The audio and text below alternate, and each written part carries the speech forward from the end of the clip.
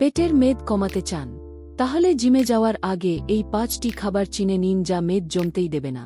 1 নম্বরে আছে ফুলকপি। প্রতি 100 গ্রাম ফুলকপিতে মাত্র 25 ক্যালোরি থাকে।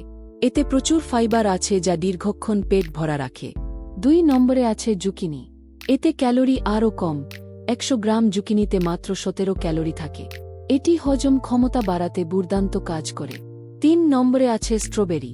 মিষ্টি খেতে মন চাইলে এটি সেরা। 100 গ্রাম স্ট্রবেরিতে মাত্র 32 ক্যালোরি থাকে। এতে চিনি কম কিন্তু ফাইবার অনেক বেশি। 4 নম্বরে আছে মসুর।